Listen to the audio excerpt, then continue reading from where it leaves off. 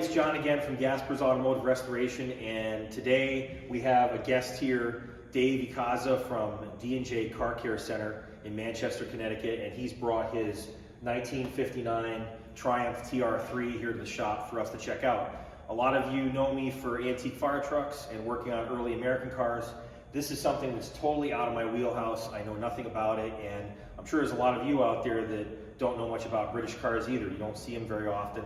So I brought Dave in today to check these, to show us this car and check it out and tell us all about it. Welcome to the shop, Dave. Thanks for having me. So if you get us started here on this, what are we looking at here? This is actually a 1959 Triumph TR3A. For those of you that know Triumphs, this actually has a pre-57 nose on it, which has a different shaped grille on it.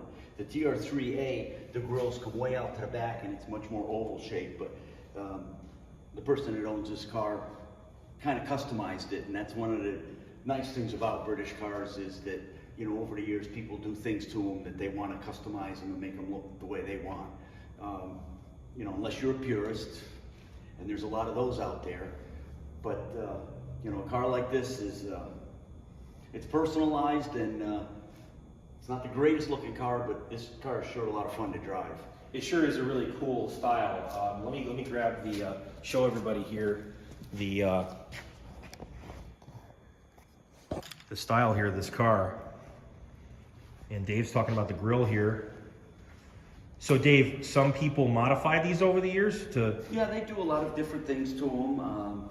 You know, these cars, a lot of these cars had racing history. There were a lot of people could drive these cars all day, you know, during the week, back and forth to work or back and forth to school, and hit the track on the weekend with them. And, you know, a lot of these cars did really well on the track. They were... What kind of engine is in this thing?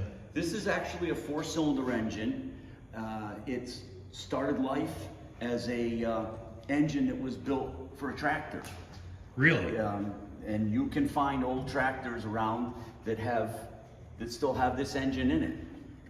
I don't remember the exact name of the company, but you can find tractors that have a Triumph engine in it. That's pretty awesome. This car is actually a 4-speed, and it has an electrically operated overdrive. Okay. So it makes it real nice driving on a highway. It's a little scary compared to modern cars, but you know, this car will do 75 miles an hour all day long. Why is there I gotta ask you a question here. I just noticed this in the grill. Is this for a hand crank, this hole? There's actually a hole through the grill, and actually, if this still has its original radiator in it, there's a hole through the radiator to reach the crankshaft. And I don't know if everybody can see that, but that's for 1959. That's pretty unusual to see. That's pretty cool.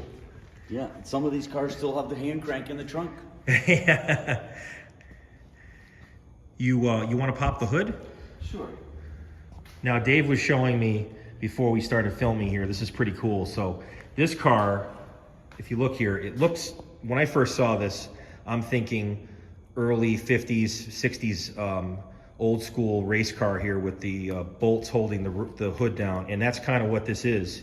And he said, I looked at the bolt here and it was a square, and he said, well, the key's right over here. They call it a coach key. And it's just a T-handled key. Pretty cool, right in the door. Right in the door. And that's where it would have been kept normally? Yeah. Well, some people keep them in the door, some keep them in the glove box.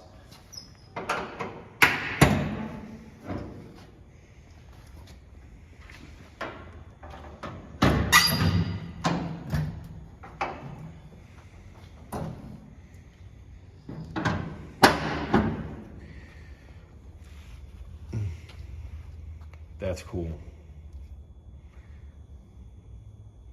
Twin carburetors, overhead valve. Yeah, it's a twin SU carburetors on it. Now, wasn't SU, I saw something online about that. SU they were created by some guys they had a meat packing company or something like that, or some sort of company that didn't make carburetors, and then they started making carburetors for some reason. I saw a story online. I wasn't sure if that was true or not, but there's a British manufacturer, right? Yeah, the SU is a British manufacturer. I do not know the history of them, unfortunately. I know how to fix them. I know how to make them work. So what's the this goes by cc's on these, right? Yes, this is. They're just under 2 liter, and the reason for it being that way is in England they are taxed on the size of the engine. So once it hit the 2 liter, the tax amount went up, and it went up dramatically. So you will find an awful lot of these British cars that are just under 2 liters. Okay. It was the size of it was the cc's, and I remember a story about some in France. Sometimes French cars were done by the size of the piston. That's why some of them have a really long stroke and this really tiny piston. Yeah, each country had its own way of taxing a car and how it went. But you can do things to these to upgrade the size of it. This is what they call a wet liner engine. So you can take the cylinder and the piston right out of this and put a larger one in it. Okay. And you can overbore those liners too. So you can increase the capacity of these things. Okay. These are a pretty hardy engine. The machine shop I deal with kind of laughs at these things because when I send them out, they pick up the bare. It takes 2 guys to pick up the bare block, and they said these blocks weigh more than a Chevy V8 all built. So they definitely didn't waste. So the motor's not the light. No, they are not light. They are a very heavy engine. It looks like it's light, but it's not. It's deceiving. It's not. It's very deceiving, and they're very hardy. They are, it's. What about the transmission here? Is this a 3-speed, a 4-speed? What's going on with the gearbox? This is actually a 4-speed. It's the shifter is 1, 2, 3, 4, and then over here on this side you have an electrically operated switch that engages the electrically operated overdrive. Okay, so it's like similar to a. I've had a bunch of Volvo 240s over the years that also had a similar idea. It's like a planetary or something. Yes, behind. and it's actually made by the same company. Okay. It makes the Volvo ones. It's a. Oh, okay. It's they make several different sizes of them, but it's all the same basic technology, and that's how they work. So this key that opens the trunk also opens this little compartment here, and that's where the spare tire is stored. Really? Yes. That is really cool. So that whole door flips down, or Well, the it's whole door actually comes off completely. really, and the whole tire comes right out. And the spare tire is in there with the jack. That is really cool. Can you slide that out? Is it, or is it? I can try.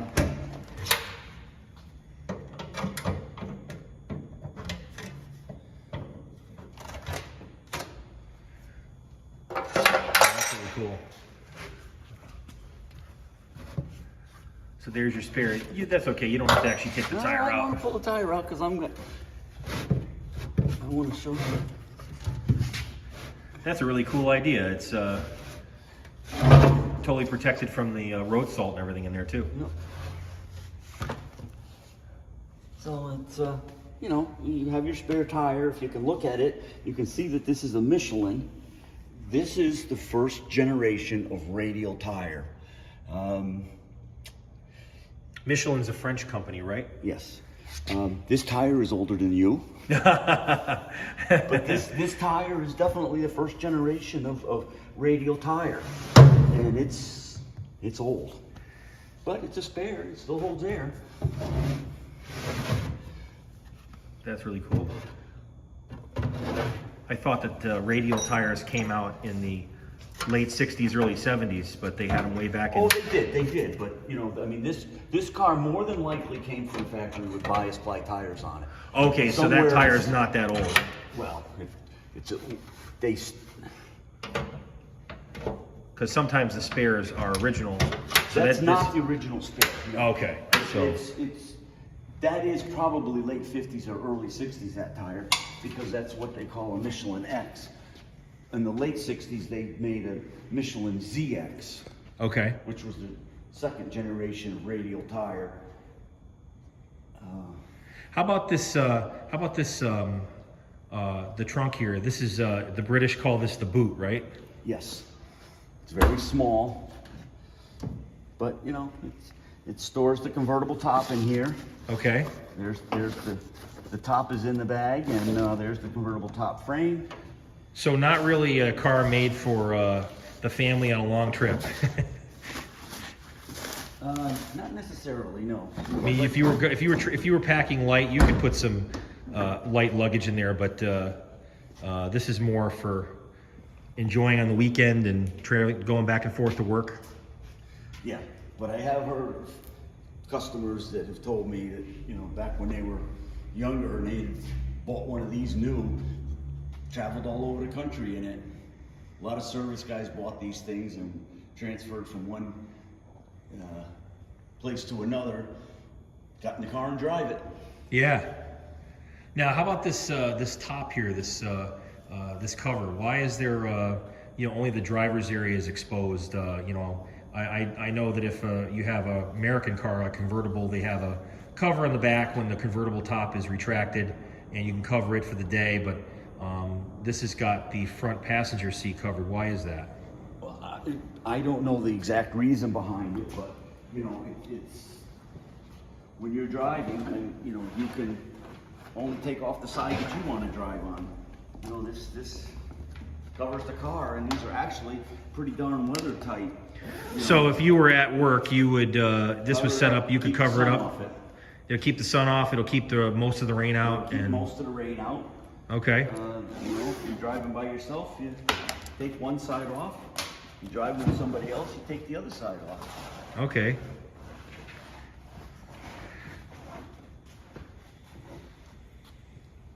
This is really, really cool car. And when did they make these, this model? The TR3.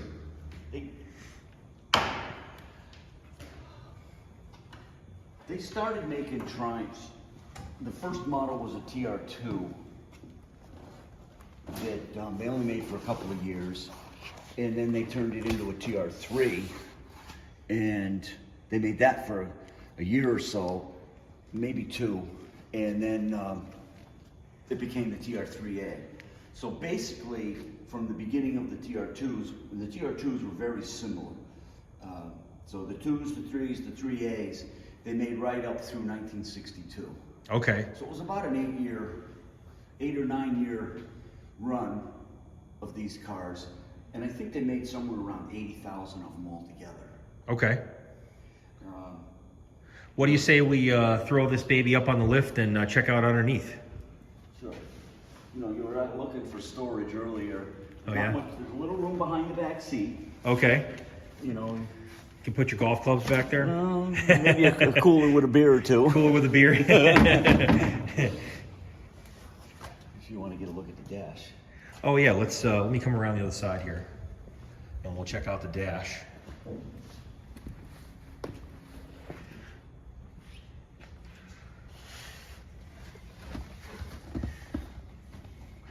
Now, of course, this is an American-made car because it's left-hand drive and it's got miles per hour. That would have been something you checked off at the dealership for when you bought the car, or well, no, was that just automatically when it was? It wasn't necessarily automatic, but there are right-hand drive ones of these, but a huge number of them were built for export, because the more cars that were sold and exported, the more raw materials the car manufacturers would get in England. Okay. So their goal was to build as many of these can and get them on their boats. So I think it was somewhere around 80 to 85% of them left England. But there were other countries that were left-hand drive. Japan is, South Africa, and other countries. But most of these cars are all left-hand drive. Yeah. One of the unique things about this, the turn signal, is this little lever in the middle. Oh, that's the turn signal. That's really cool. Turn signal. That is really neat. I've never seen anything like that before. And you get a horn in the middle. Little car with a big horn. Yeah, I'm used to on the early cars, the early American cars and fire engines and trucks, they had the timing and throttle in the center, but that's a really unique thing, the switch for the turn signal. That's cool. So on a car like this, you turn the key on and you hit this button so you can see it. Okay, so it's got a start button just like a early Ford. A little start button. Just like an early Ford car or truck. Yeah. Most modern cars now. That's right. Yep. You got the key, except you got the key in your pocket nowadays. You know, they're generally a really simple, basic car. It's actually, this car actually has a full frame in it. It's just almost all Triumphs, except for the real late TR7s that were unibodies.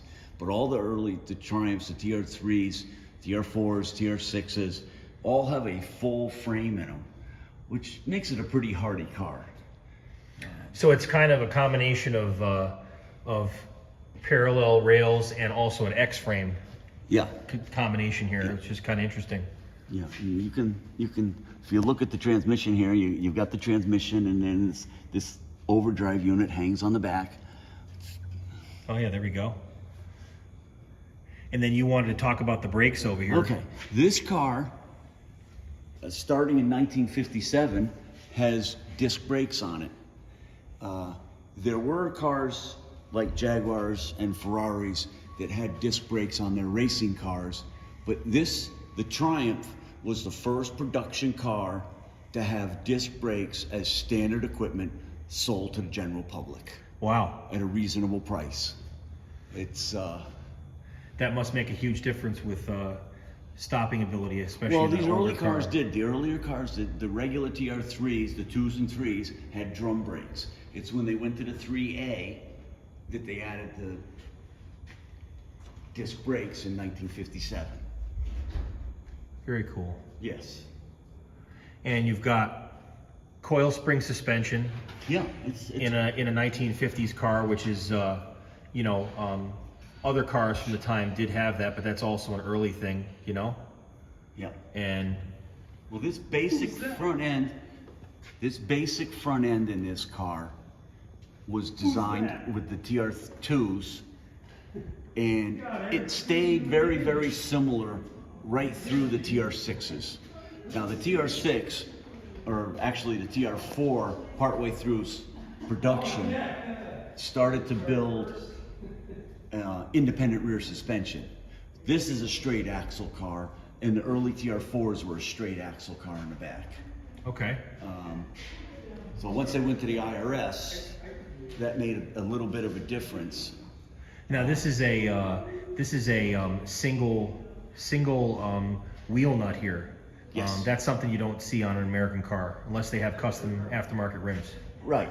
And it's a spline drive with one nut, and You give it a whack with a rubber hammer and yep.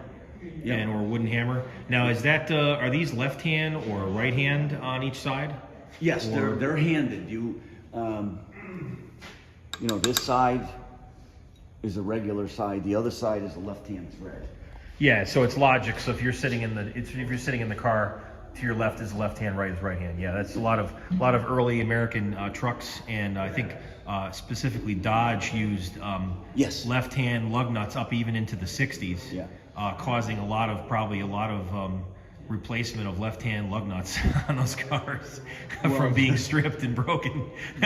Rolls-Royce actually used left-hand nuts for a long time too. The only disadvantage to these is that if you like to hot rod your car and you need to pay attention to backing up quickly, because if you spin the wheels in reverse, you can spin the nut off. Really? Or if an uninformed tow truck driver were to pick this car up by the rear, the front wheels could actually fall off. Okay. And I have seen that, and it does a lot of devastating damage to a car to do that. All right. And then the rear end, we'll finish the back of the car here, the rear differential. Is there anything special about this, or is this pretty much a standard? It's just a standard, you know, rear end with a ring and pinion in the housing, and you know, it's different than an American car, but you know, its design is very simple. This crazy little lever mechanism here is the emergency brake. It has drum brakes in the rear. Cool. And this car, for being its age, is in particularly good shape. These cars were notorious for rusting. The frames rusted, the bodies rusted. You know, it hasn't been well maintained, but it hasn't been driven in crappy weather and neglected. speaking of taking these for a drive, well, what do you say we take a little ride in this thing? Sure, we can go for a ride. All right, let's do it. Alrighty.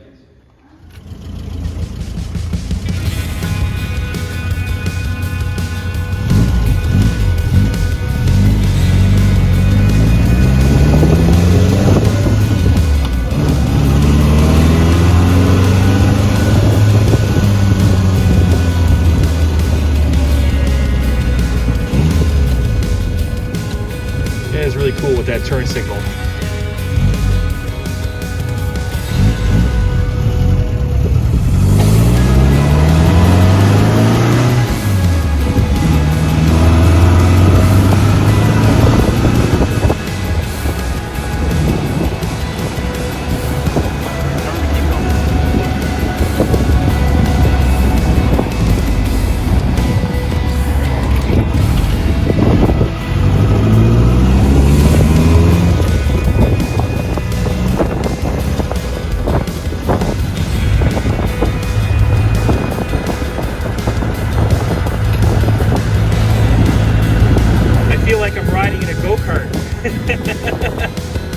This thing moves right along.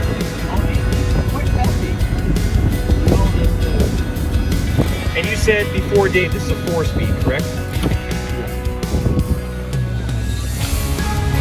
You know, this is a 4-cylinder engine, and the TR6 is a 6-cylinder engine. This is 108 horse. The TR6 is 110 horse. A good run in the TR3.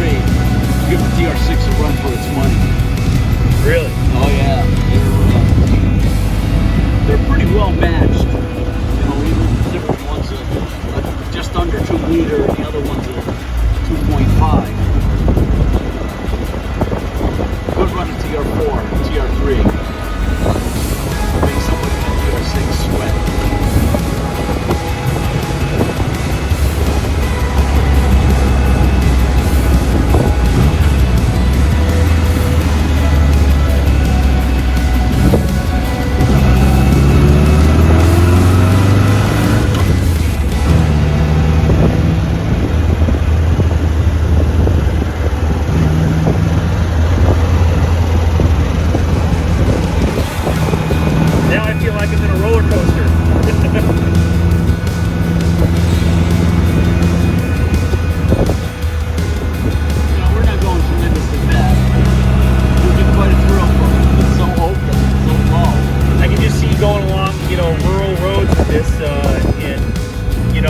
Twists and turns, and it'd be a real pleasure to drive this car out on a Sunday or a Saturday drive, you know?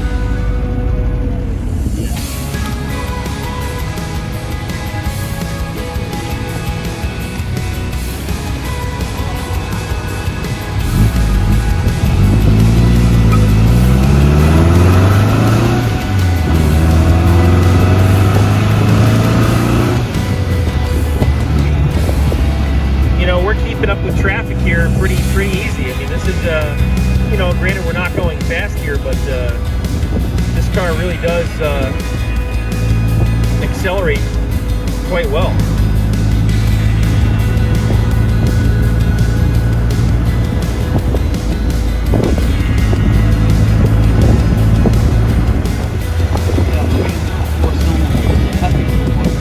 Yeah.